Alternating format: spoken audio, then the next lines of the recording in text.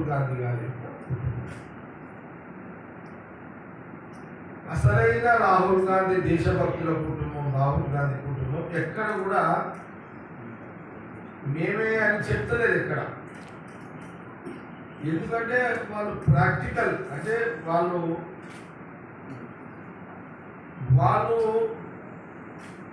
అసలైన దేశభక్తుల కుటుంబం కాబట్టి డబ్బా కొట్టుకోవాల్సిన అవసరం మాకు లేదు అనేది వాళ్ళకు ఉన్నటువంటి తత్వం. ఈ డూప్లికేట్ బీజేపీ వాళ్ళు డబ్బా కొట్టుకుంటారు. డూప్లికేట్ దేశభక్తులు బీజేపీ వాళ్ళు డబ్బా కొట్టుకుంటారు, అంతే కదా. మనము ఎక్కడో ఒక దగ్గర మన సినిమాలలో చూస్తుంటాం, ఎవరో ఒక రైతు ఏడుస్తే ఆ ఏడుపు మీద ఒక డైరెక్టర్ అంత మసాలా నింపి దాన్ని హైప్ క్రియేట్ చేసి దాని మీద కోట్లు సంపాదిస్తున్నారు. సినిమాలలో అంతే ఉన్నాయి, మర్చినట్టు లేదు సినిమాలలో.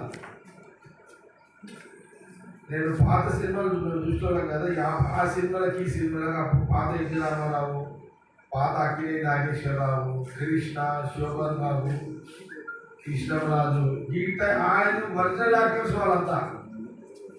ఇప్పుడు చాలా మంది క్రియేటివ్ యాక్టర్స్ తయారైపోయారంతా. ఏది ఆ కెమెరాలు, ఆ గ్రాఫిక్స్, అట్లనే ఒరిజినల్ యాక్టర్స్ ఒక ఎట్లయితే ఉండినో అట్లనే కాంగ్రెస్ పార్టీ అసలైన దేశభక్తుల క్యారెక్టర్ హీరోస్ ఎవరయ్యా అంటే రాహుల్ గాంధీ ఫ్యామిలీ. ఈ గ్రాఫిక్స్ లీడర్స్ ఎవరయ్యా అంటే బీజేపీ. గ్రాఫిక్స్ లీడర్స్ ఎవరంటే బీజేపీ. ఒకసారి ఈ కాలం ఎట్లయితే తెలియదు, కొత్త జనరేషన్. ఆనాడు రాహుల్ గాంధీ గారి కుటుంబం ఏం చేసింది ఇప్పుడు తెలియదు. గ్రాఫిక్స్ లో టాప్ అయిపోతున్నారు ఇప్పుడున్న యువత, ఇప్పుడున్న జనరేషన్. ఇప్పుడు ఒక వ్యక్తి నేను అంటే రాహుల్ గాంధీ గారి యొక్క కుటుంబం రోజుకు ఒక ప్రెస్ మీట్ పెట్టాలని నేను ఈరోజు ప్రారంభించిన. ఈరోజు ఎక్కడ స్టార్ట్ అయింది రాహుల్ గాంధీ గారి యొక్క కుటుంబము, ఈ దేశభక్తుల కుటుంబం ఎక్కడి నుంచి స్టార్ట్ అయింది అనే దానికి ఫస్ట్ ఎపిసోడ్.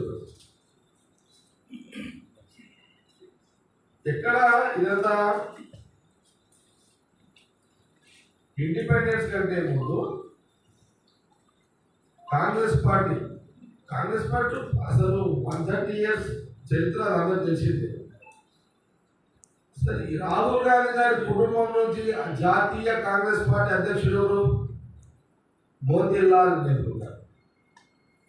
అంటే రాహుల్ గాంధీ గారి ముత్తాత.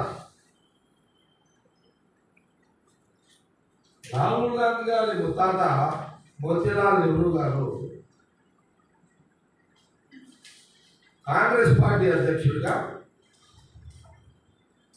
తొలిసారి అధ్యక్షుడిగా 1919 సంవత్సరంలో అమృత్సర్లో వారు ఒకసారి అక్కడ ఏసీ అధ్యక్షుడిగా, కాంగ్రెస్ పార్టీ జాతీయ అధ్యక్షుడిగా ఎన్నుకోబడ్డారు. 1919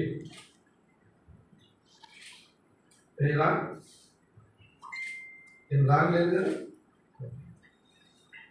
రెండవసారి, మొదటిసారి అయిపోయిన తర్వాత రెండోసారి కూడా 1928 మోతీలాల్ నెహ్రూ గారు తాత గారు రెండవసారి కలకత్తాలో వారు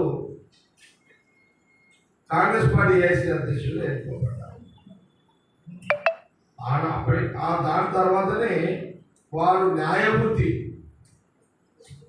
బ్రిటిష్ పరిపాలనలో న్యాయమూర్తిగా వారు